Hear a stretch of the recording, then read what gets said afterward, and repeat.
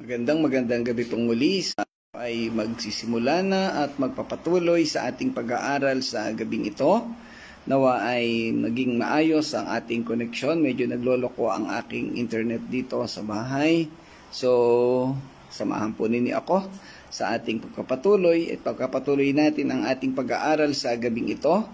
Ito ang ating daily devotion at tayo ay tumatalakay buhat sa aklat ni Isaiah chapter 36. Sa gabi pong ito, tatalakayin natin ang simula sa talatang 11 hanggang 13.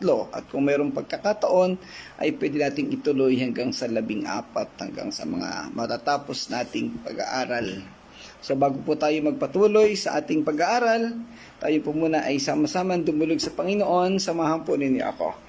Ama naming Diyos na dakila sa lahat, muli po kami amang nagpapasalamat, nagpupuri sa iyo sa napakagandang araw na ibinigay mo sa amin upang kami patuloy na makapag-aral ng iyong mga salita. Patuloy mo kaming samahan at gabayan, Ama. Ikaw po ang magturo sa amin at patuloy na mapaglingkuran ka namin at mabigyan ng karangalan. Samahan po kami ang aming koneksyon sa internet, maging yung mga kasama namin sa iba't ibang lugar ay maging maayos po. Salamat po, dakilang Diyos. Ito po ang aming panalangin sa pangalan ng Panginoong Hesus. Amen. Okay, so tayo nga po ay nasa pagpapatuloy ng ating talakayan. Tayo po ay nasa chapter 36 verses 11 to 13. Yan ang ating nakaschedule na talakayan sa gabing ito.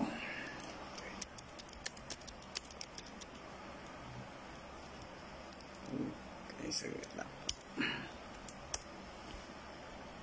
Yan. So, kagabi ay natapos natin, natalakay natin ang verses 8 to 10 at ang tema ay kapare-pareho pa rin nasa sitwasyon ng napipintong pagsalakay ng Assyrian sa bayan ng Judah. Siyempre, papasok sila sa lugar ng Jerusalem bilang kapitolyo o sentro ng bansa. Magandang gabi, Pastor Nanding. Salamat po at naandiyan na kayo sa ating pag-aaral. Ang ating mga kasama ay medyo paparating ng mga yan. Okay. So, tayo po ay kagabi ay tinalakay natin at simula pa nung nakalipas na mga araw yung ating sitwasyon na tinatalakay. Ito yung pagsalakay na gagawin o ginagawa ng mga Assyrians sa bayan ng Jerusalem sa pangungunan ni Haring Sennacherib at ang kaniyang punong ministro na si Rabshakeh. Kahapon ay tinalakay natin yung ginagawang panloloko, panlilinlang ni Rabshakeh sa mga Israelita. Sinasabi niya na ang Diyos mismo ang nag-utos sa kaniya para salakayin ang Israel o ang Jerusalem. Well, napag-aralan natin na literally hindi ito iniutos ng Diyos sa kanila. Lumalabas na ang sinasabi ni Rabshakeh ay nakipagsabuatan sa kanila ang Diyos, pero alam natin na hindi ito totoo. Magandang gabi, Ate Alma, sa inyong lahat dyan, sa inyong tahanan. Nawa ay kasama nga nag-aaral at nakikinig sa ating talakayan ang mga buong pamilya. So, nandun sa sitwasyon, imagine natin na magkaharap yung dalawang pangkat at doon sa harapan ay naandoon si Rabshakeh, yung Assyrians, kasama ang kanyang libu-libong tauhan. At sa kabila naman ay nakaharang ang mga Israelita at sila ay pinipigilan na makapasok sa kanilang kaharian. Subalit sa sitwasyon na yon, tila baga nasa alanganing sitwasyon ng Israel dahil sila ay mas kukonti ang kanilang kawal, mas dihado, kumbaga, samantalang naandoon sa mas malakas na puwersa ang Assyrians at naandoon yung pagsasalita, pananakot at panlilinlang ni Rabshakeh. Ayan, so sa ating tatalakayin sa gabing ito, ating didiscuss yung mga sinabi, yung direktang mga sinabi ni Rabshakeh o ni Rabshakeh kay Haring Hezekiah sa pamamagitan ng kaniyang mga pinunong tauhan, si Eliakim, si Sebna at si Joah. Okay, basahin natin sa talatang 11, Isaiah chapter 36 verses 11 to 13. Diyan tayo magsisimula sa gabing ito. Sabi sa verse 11, sa magandang balita Biblia, nakiusap sina Eliakim, Sebna at Joah sa punong ministro ng Assyria. Ang sabi nila, baka po maaaring sa wikang Aramaiko na lamang tayo mag-usap, sapagkat marunong naman kami ng salitang iyan. Huwag na po ninyo kaming kausapin sa wikang Hebreo nang naririnig ng mga nasa itaas na pader. Ayan. Ang nais mangyari dito ni Eliakim, ni Seb, at ni Jowa ay sila na lamang ang makaalam ng sasabihin o ng gustong ipasabi ni Sinakerib, dahil sila ay nag-aalala na pag narinig ng mga Israelita o ng mga mamamayan ang pananakot at panlilinlang ay mawalan ng gana o kaya ay ma-disappoint, na tuluyang matakot ang kanilang mga kababayan. So dito pa lang sa verse 11, ang isang bagay na makita mo dito, yung sakripisyo ng mga leader, no? Nung mga nangunguna. Okay lang sa kanila na sila na lang yung masaktan, sila na lang yung magdala ng bigat ng sinasabi ng kanilang kalaban, at wag na lang yung kanilang mga tao na sumusunod sa kanila. Alam nila na posibleng yung mga tao ay may mahihinang damdamin at baka hindi makayanan ang bigat ng mga sinasabi ng kanilang kaaway. Kaya meron silang tungkulin, okay na kami na lamang ang masaktan, kami na yung mahirapan, kami na yung magdadala ng bigat, wag na lamang itong aming mga tauhan. So napakaganda ng isang leadership aspect na ating nakikita sa bahagi pong ito. At lagi nating idinidiin, ang isang leader ay dapat laging nakahandang magsakripisyo para sa ikabubuti ng kaniyang mga taong nasasakupan. Magandang gabi, Pastor Claude. Salamat sa iyong pagsama sa gabing ito. Bagamat nasa bakasyon, ayan. So patuloy tayong nag-aaral. Sa verse 12, sabi dito, ngunit sinagot sila ng ministro. Bakit? Ano ba ang akala ninyo? Sinugo ba ako ng Panginoon ko upang kayo lamang at ang inyong hari ang balitaan nito? Dapat ding malaman ito ng mga taong ito na tulad ninyo'y dumirin ang kakainin at ihi ang iinumin pagdating ng takdang panahon. So dito naman sa verse 12, makikita natin again yung direktang panlalait. At ang isang bagay na dapat nating makita dito is yung respeto sa otoridad. Respect of authority. Bilang isang leader, si Rabsaki ay isang pinuno ng Assyrian. Dapat nakikita niya dito na bilang tagapanguna, wala siyang karapatan na direktang magsalita doon sa isang tao na hindi niya naman nasasakupan. So, sa leadership, meron tayong pinag-uusapan na hierarchy of authority. Ako ay pastor, dapat ay ang kakausapin ko ay kapwa-pastor. Halimbawa, merong isang church na nakita ko na yung miyembro ay sumasablay ang ginagawa.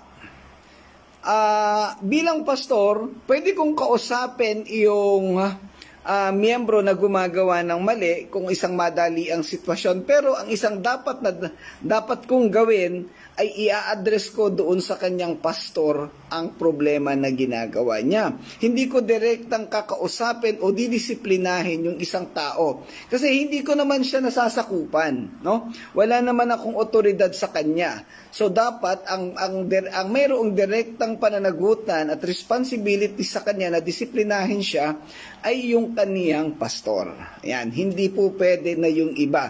For example, yung kapitbahay mo ay nakita na yung isang anak mo ay mayroong problema, may ginawang mali, pwedeng mabilis ang paraan, immediate action lang ay sabihan, pero yung pagdidisiplina direkta sa isang anak ay dapat yung magulang ang direktang didisiplina sa kanila. Kung kinakailangan na disiplinahin ng ibang tao, kinakailangan na alam ito ng magulang o noong nakakasakop sa kanya sa direktang otoridad. Hindi natin kinakailangan o dapat na panghimasukan yung mga bagay na hindi sakop ng ating otoridad.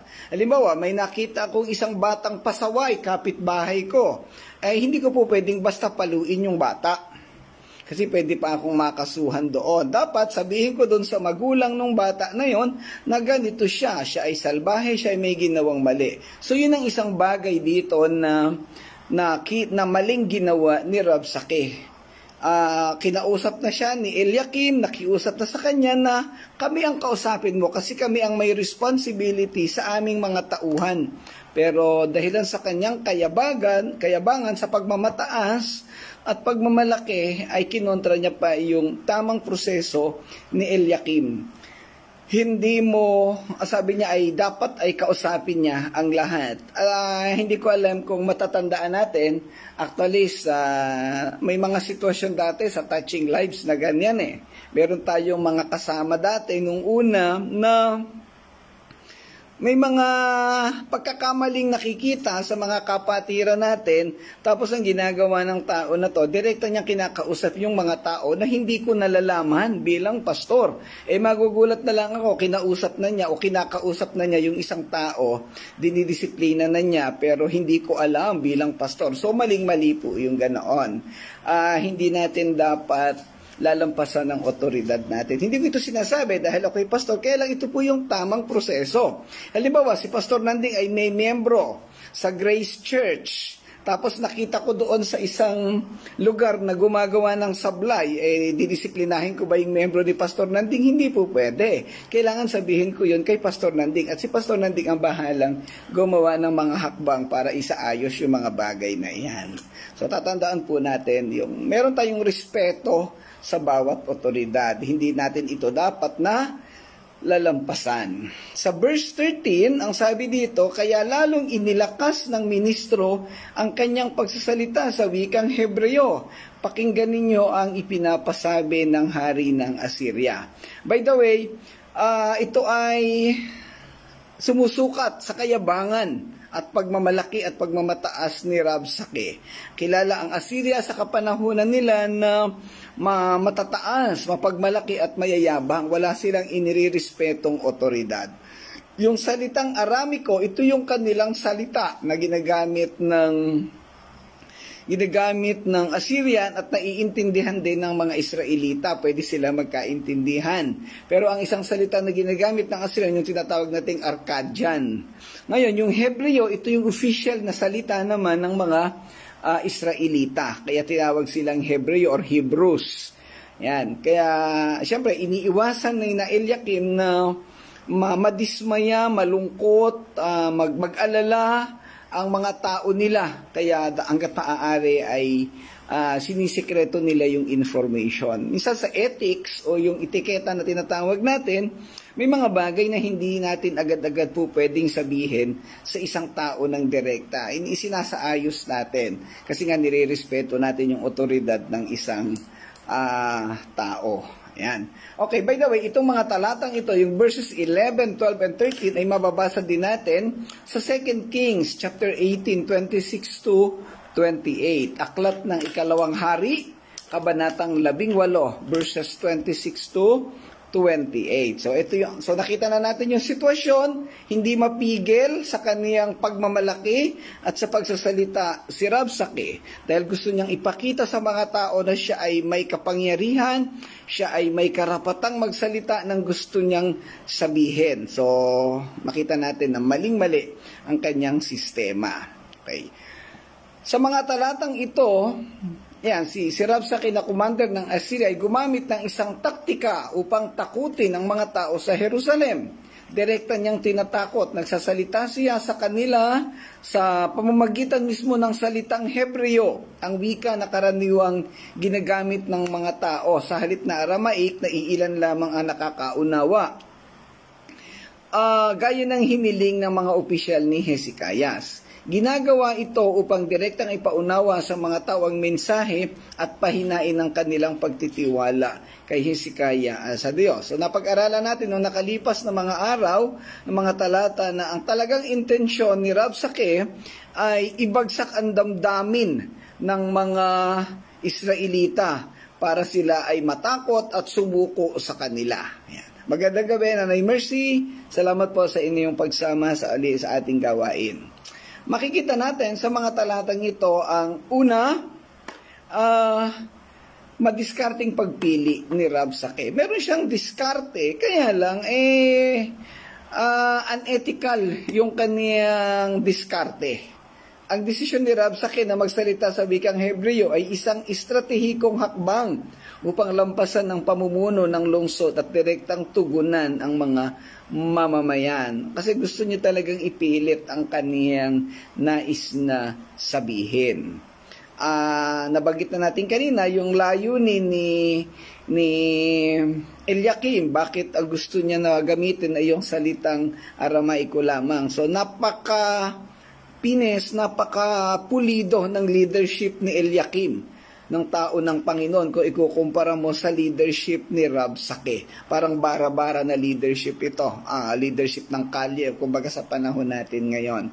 At sa pamamagitan nito ay patuloy na tinutuya ni Rabsake ang bayan ng Israel. Ginagamit niya ang wika upang tuyain ng mga tao na nagmumungkahi na mapipilitan silang kumain at uminom ng sarili nilang dumi. Walang pakundangan, walang ethics, kumbaga, walang respeto. Lahat ng gustong sabihin ay sinasabi. Maraming mga taong ganun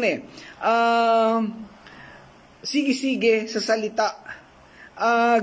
Bagamat posibleng sa sitwasyon natin, sa kasalukuyang panahon, posibleng tama yung sinasabi, tama yung katwiran, tama naman ang kaniyang pamamaraan. Kaya lang, the way it is told, the way na sinasabi, ay mayroong pagkakamali. Kasi yung respeto ang nawawala. Kaya yan po ang hindi natin pwedeng palampasin yung mga ganyang sistema. Walang respeto. Okay. Ginamit ni Rabsake ang banta ng taggutom at pagdurusa bilang sandata upang sirain ang espiritu ng mga tao at pilitin silang magpasakop. Sa esensya, inilalarawan ng 2 talatang ito kung paano ginamit ng mga Asyriano ang propaganda at pananakot upang sirain ang kapasiyahan ng isang bayan na naghahanap ng proteksyon ng Diyos. Sa verse 11, ang takot at panghihina ng loob ay magkasabay. At ito yung iniiwasan ni Eliakim. Pareho silang ginagamit bilang mga kasangkapan sa pananakot ng kaaway ni Rabsake sa ating mga kaluluwa. At sa kasalukuyang panahon, spiritually, ito yung ginagamit ng dyablo para tayo ipabagsakin. Yung takot, at pag tayo ay natakot na, unti-unti na tayong masisira hanggang sa mawala na ang pagtitiwala natin sa Panginoong Diyos. So yun ang direktang intensyon ni Rabsake. Ibagsak ang damdamin ng mga Israelita at maniwala sa kanya. Oo nga, tama siya. Hindi tayo dapat magtiwala sa ating hari kasi wala itong kakayahan. So susunod-sunod na yung kakalat na, hanggang sa ma-disorganize na, hanggang sa ma-disappoint na, ma-discourage na ang mga tao at mag-aklas na hindi na susunod kay Haring Hezekiah. Sa mga panahong iyon, kapag nagsimula na tayo makakaramdam ng pagkabalisa sa sitwasyon natin, mahalagang bumaling pa rin tayo sa salita ng Panginoon. So ito po yung kagandahan na tayo'y nag-aaral at nalalaman natin ang mga bagay na ito. Kasi sa mundo natin, napakaraming mga panlilinlang na gagawin ang kaaway. Maraming mga tao na ginagamit para tayo sirain, ibagsak at linlangin. So kung tayo ay kulang sa ating pananampalataya at pagkakilala sa Diyos, ay siguradong tayo ay babagsak. Pwede kong ibigay na halimbawa ang sitwasyon ng mga simbahan. Ako po bilang pastor ay napakarami ko nang naranasang mga kabigatan sa church. Dito na lang sa Touching Lives. Alam naman ng lahat yan kung ano yung mga naging problema natin sa loob ng halos 5 taon na magkakasama tayo. Ang daming naging problema. At naando na tayo talaga sa bingit ng pagbagsak, ng paghinto. Kaya lang, dahilan sa biyaya ito ng Panginoon na tinuruan tayo ng Panginoon kung ano yung mga proseso sa pagpapalago ng simbahan at kung ano yung mga nangyayari sa mga sitwasyon ng simbahan sa habang sila ito'y tumatakbo sa proseso. Kaya hindi nangyayari na tayo ay bumabagsak. Kahit na mabigat ang sitwasyon, nagpapatuloy pa rin dahilan sa pagkaunawa sa sistema ng Diyos. Kasi merong certain period na talagang sinasala, isinasaayos ang church. Yung first 5 years talagang yan ay digmaan. At sabi nila, pag nakaabot yan ng 7 years, yun na rin yung period na nasisettle na lahat at nagiging maayos na ang mga proseso sa simbahan. So sa mga sitwasyon na nangyari sa atin yung kabigatan, ng isang bagay na naaalala ko yung mga kasama kong mga pastor na matatanda na at meron ng mga karanasan, mga nauna sa akin. Tinatanong ko sila kung ito bang mga ganitong sitwasyon ay nangyari din sa kanila. At very positive. Talagang halos lahat ng church, naubusan ng miyembro, nawala ang mga tao, iilan na lang ang natitira. Kaya, yon. So, ibig sabihin, talagang isinasaayos talaga ng Panginoon. At ganoon din ang nangyayari sa ating sitwasyon na ito. So ano yung nais ituro sa atin ng Biblia sa ganitong sitwasyon? Ano man ang mangyari, ano man ang marinig natin, ano man ang sabihin ng ibang tao na hindi naman directly involved sa ating sistema, ay hindi natin dapat paniwalaan, hindi natin dapat entertainin dahil makakasira lamang ito sa ating sistema. Yan. Magandang gabi, Pastor Mario. Salamat at napadaan ka sa iyong sa aming pag-aaral. Talagang yan, si Pastor Mario, naku po, napakaraming karanasan yan. Buhat nung sila ay nag-mission dito sa San Juan, Batangas, napakaraming mabibigat na sitwasyon na pinagdaanan. Ayan. Okay. So, ang isang bagay na tinatalakay pa rin dito, hindi ginagamit ng Diyos ang takot o nagiging dahilan ng pagkatakot natin. Sabi doon sa 2 Timothy chapter 1 verse 7, sapagkat hindi tayo binigyan ng Diyos ng espiritu ng pagkamahiyain o kaduwagan o takot, kung hindi binigyan niya tayo ng espiritu ng kapangyarihan at ng pag-ibig at ng wastong paghatol at personal na disiplina, balansing pag-iisip, isang mahinahon at may pagpipigil sa sarili. Dapat nating makita na sa paglilingkod natin sa Panginoon, hindi tayo isinugo ng Panginoon na walang dala. Hindi tayo ipinadala ng Panginoon sa isang digmaan ng paglilingkod sa Kanya na hindi natin kayang labanan dahil kasama natin ang Panginoon. Ano ba yung pangako niya sa Great Commission? Hanggang sa dulo ng daigdig ay kasama ninyo ako. I shall be with you. Sabi niyang ganun eh. Hindi naman tayo basta isinugo at sinabi ng Diyos na sige mga apostol, mga lingkod ko, pumunta kayo doon, maghayag kayo ng ebanghelyo at bahala na kayo sa buhay nyo. Hindi ganun eh. Napakaganda ng pangako. Hindi niya tayo iiwanan o pababayaan sa mga panahon. Kaya walang dapat na ikatakot ang isang lingkod ng Panginoon.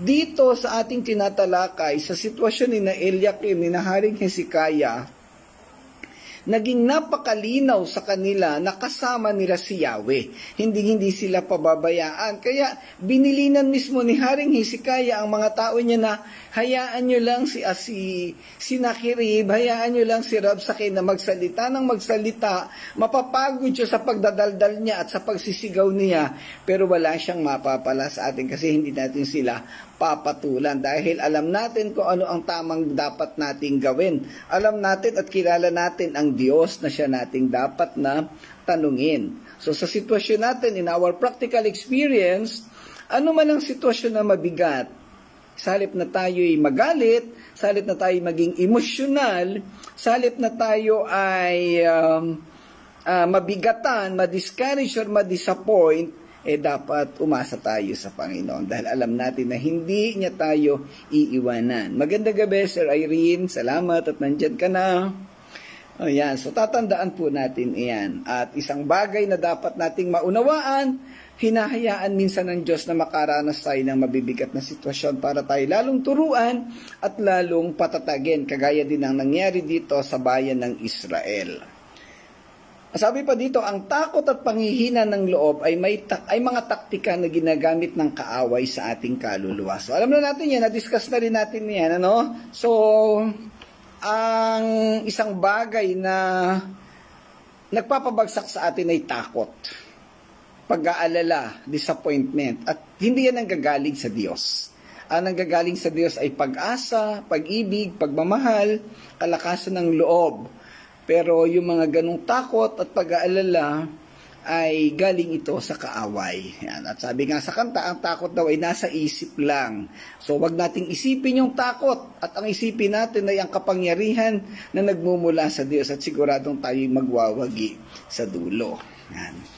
Gamitin gamitin natin ang salita ng Diyos upang labanan ang kaaway na iyon, dahil ito ang pinakamakapangyarihang sandata na magagamit mo. Naalala niyo yung sitwasyon ni Jesus Christ nung pagkatapos siyang mag-fasting, siya dinala ng dyablo doon sa bundok at siya tinukso.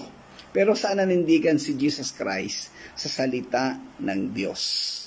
Kaya siya ay nagtagumpay. So, ang Panginoong Jesus na mismo yon, gumamit ng salita niya mismo, salita ng Diyos. Bakit tayong mga tao na sa panahon natin ngayon ay nahihirapang gawin ang kaparehong bagay?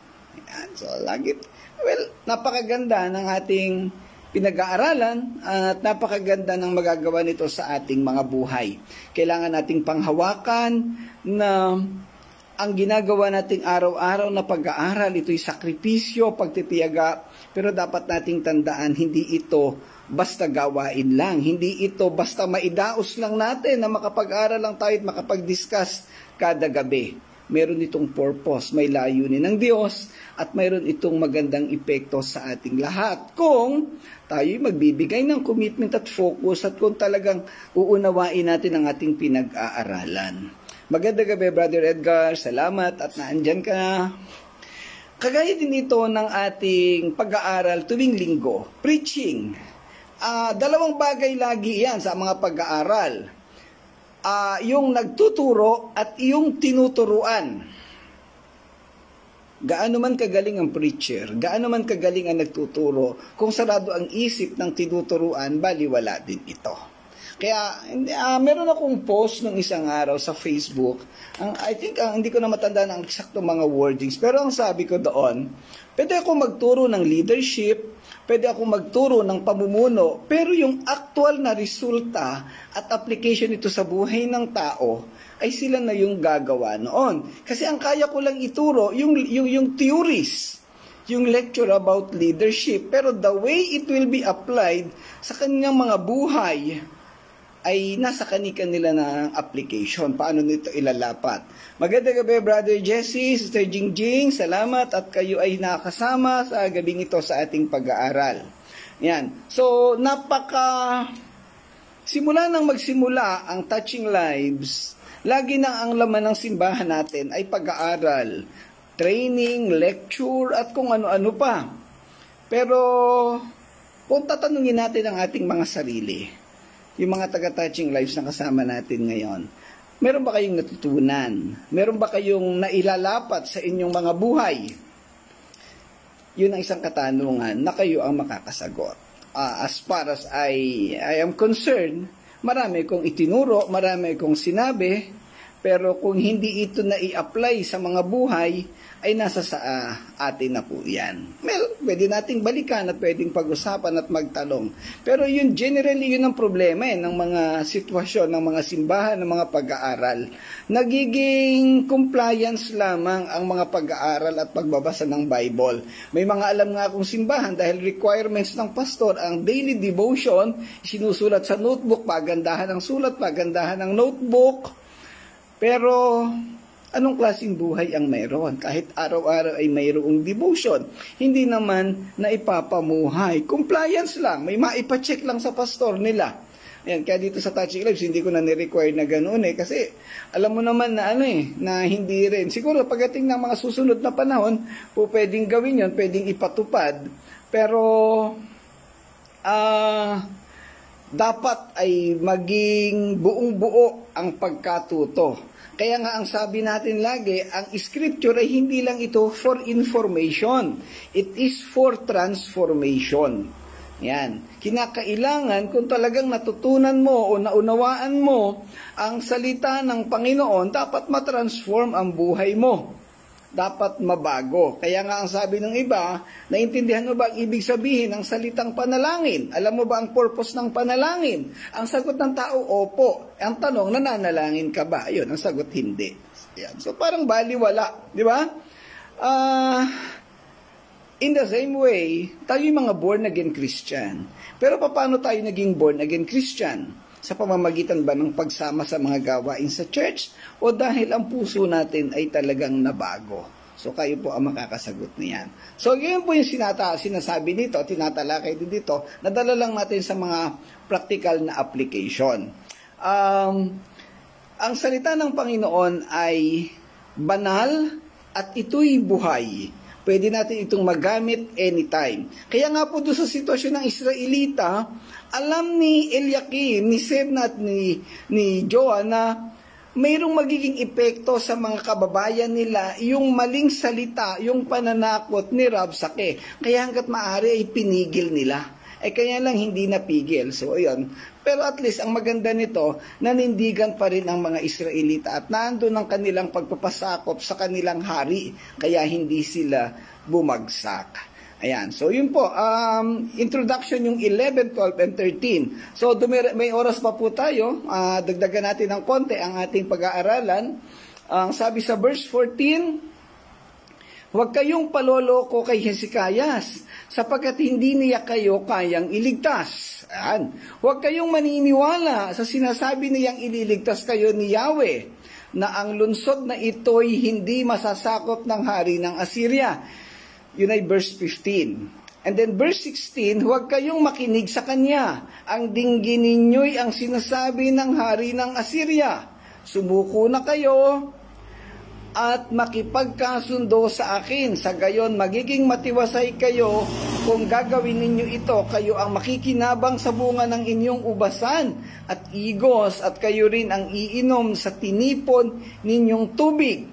Pagkatapos darating ako upang dalhin kayo sa lupaing tulad nito na sagana at sa pagkaing butil at alak.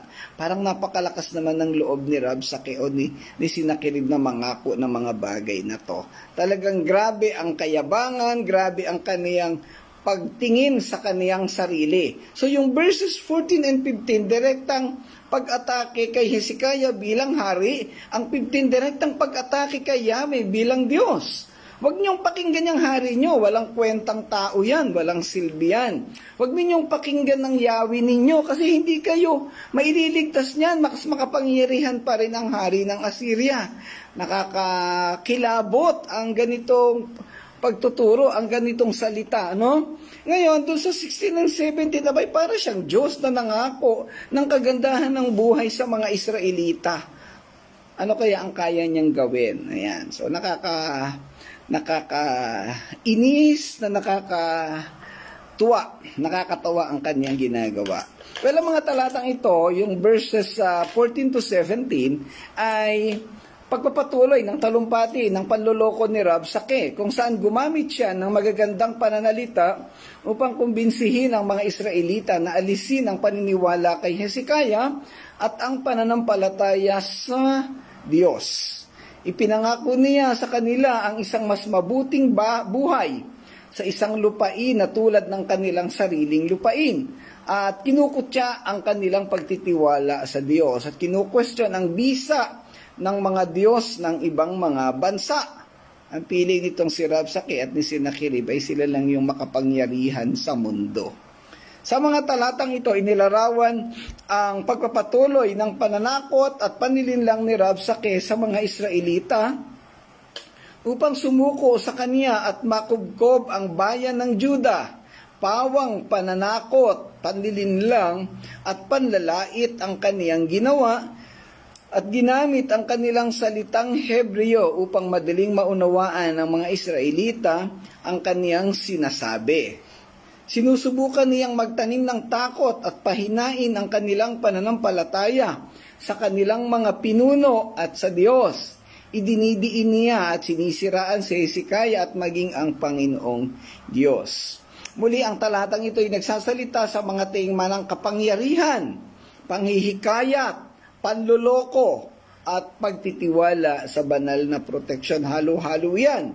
Maniniwala ka sa kabila na niloloko ka, o mananatili ang paniniwala mo sa Diyos na alam mo namang kayang-kaya kang protektahan at iligtas sa bandang huli. So, sa ating mga mananampalataya, pwedeng nararanasan natin ang mga bagay na to. Pandidin lang, pagbibigay ng takot, pag-aalala sa pangangailangan. Ang tanong, kanino ka magtitiwala? Sa Diyos ba o sa sistema ng mundo na alam mo namang hindi permanente? Ayan, so kung ikay totoong mananampalataya, kung tayo totoong Kristiyano at naunawaan natin ang mga salitang pinag-aaralan natin, dapat hindi tayo magkaroon ng sitwasyon na susuko. Makaranas man tayo ng mabibigat na sitwasyon, mga problema, kabigatan, kapaitan, lahat na, dapat sa dulo nito ang ating sasabihin pa rin, Panginoon, ipinagkakatiwala ko sa iyo ang lahat. Ikaw na ang bahala sa buhay ko. Yun po ang dapat nating maunawaan. Sa loob ng halos 3 taon o 2 taon at kalahati na tayo nag-aaral, nawa kahit papaano ay meron tayong napupulot. Tuwing Sunday, natutuwa ako sa testimonya ng bawat isa. Salamat sa Panginoon dahil araw-araw ay nag-aaral kami, may natututunan, nadadagdagaan ang kaalaman at karunungan. Nawa nga mga kapatid ay talagang naipapamuhay natin ang mga bagay na ito. Hindi ako nagdududa at ako'y tuwang-tuwa dahil sa mga testimonya na yan. Siyempre bilang pastor ako'y proud din. Dahil ginagamit ako ng Panginoon at kayo natututo at ipinagpapasalamat ninyo. Sana ay tuloy-tuloy ang ating pagkaunawa at pagpapatotoo sa mga ganoong bagay. Kasi alam ninyo, uulitin ko na naman ito, hindi lahat ng church ay may ganitong uri ng pag-aaral. At ito'y napakalaking bagay na ibinigay sa atin ng Panginoon. Kaya hawakan natin ito, panatiliin natin. Kaya maraming Kristiyano daw na bumabagsak kasi kulang sa pag-aaral, kulang sa pagkatuto. Kaya maraming mga kabataan na nakakapag-asawa pa rin ng hindi mananampalataya, nasisira ang buhay dahil kulang sa pagkaaral, kulang sa mga aralin, kulang sa mga pagkatuto. Palagay ko naman sa Touching Lives, sa daming beses na inulit-ulit ang mga bagay na mali at mga bagay na hindi dapat gawin, palagay ko ay kahit pa paano natuto na at wala na sanang makakagawa pa ng mali. Marami nang nagkamali nung una, wag na nating dagdagan. Ayan, so tuloy-tuloy tayo sa pag-aaral natin. Muli, si Rabsaki makikita bilang kinatawan ng puwersa ng makamundong kapangyarihan at kadiliman, mga panlilinlang. Ang kaniyang malakas na boses at mapanghikayat na pananalita ay sumasagisag sa mapangakit na makalupang kapangyarihan na maaaring nakatutukso na magtiwala lalo na sa mga panahon ng kagipitan. Parang mga politiko lang, no? During the time of campaign, talaga ang tatamis ng salita.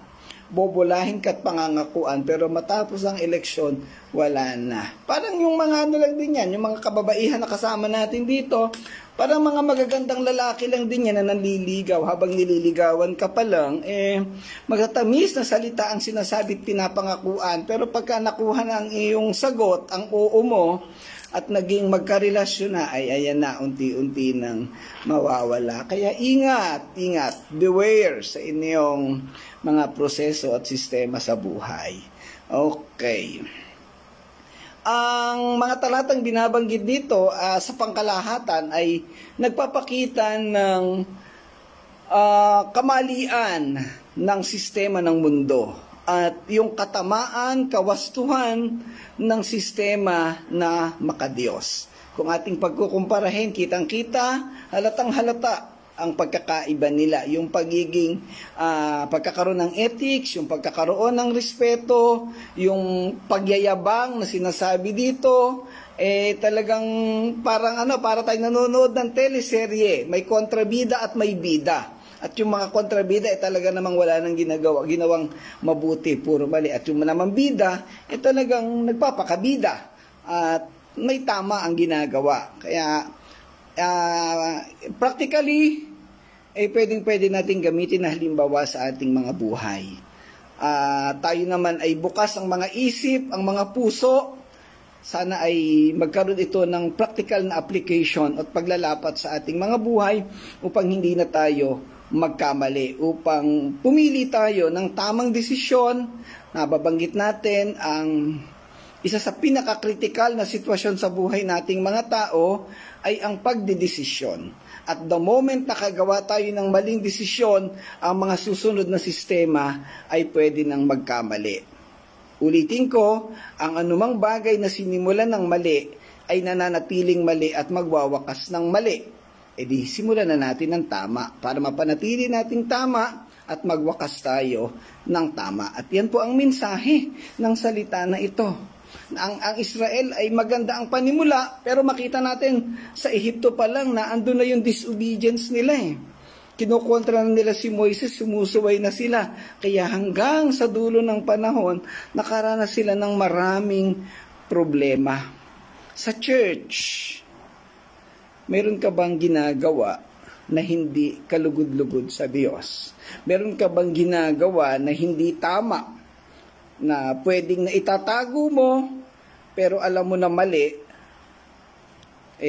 baka kailangan nating ayusin. Sa loob ng mga tahanan, yung mga anak na nandito, yung mga asawa, meron ka bang sitwasyon na nagsisinungaling ka?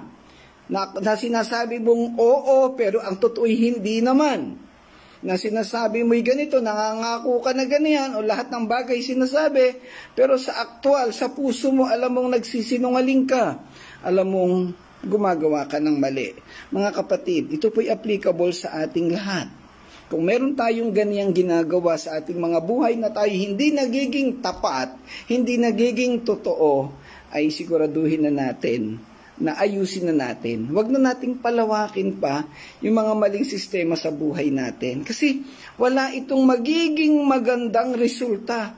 Maitago man natin iyan ng libu-libong taon, sa dulo, ang epekto pa rin ay yung tunay na resulta ng ginawang mali. So hanggat maay pagkakataon pa, hanggat buhay pa tayo, yung alam nating mali ay itama na. Huwag na nating palawakin pa ang mali.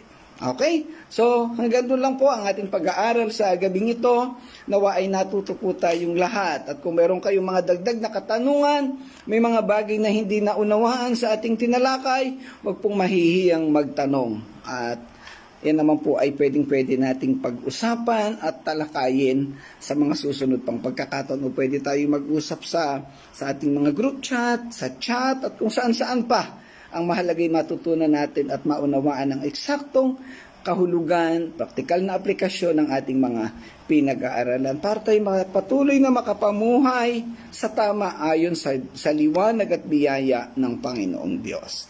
Okay, so maraming salamat muli sa inyong pagsama at pakikinig. So tayo po'y magwakas sa pamamagitan ng panalangin. Samahan po ninyo ako. Ama naming Diyos, Panginoon naming Ama, maraming salamat pong muli sa gabing ito. Sa katatapos naming pag-aaral, sa biyaya ng karunungan ay pinagkaloob mo sa aming lahat. Patuloy kong dalangin Ama, mga puso't isipan ng mga taong nakapakinig at nakaalam, nag-join sa aming talakayan.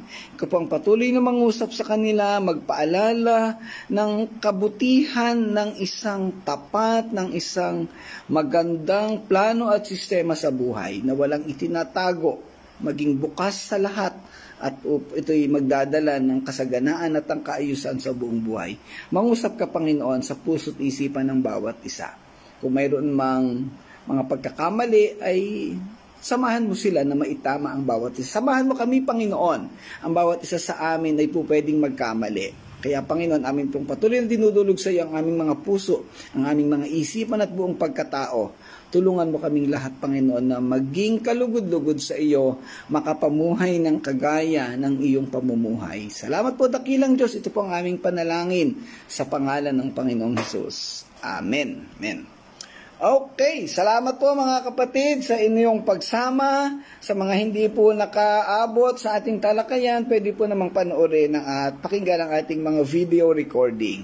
Salamat po, Tisenay, salamat po sa inyong lahat. Pagpalain kayo ng Panginoon. God bless everyone. Bye-bye po, bye-bye.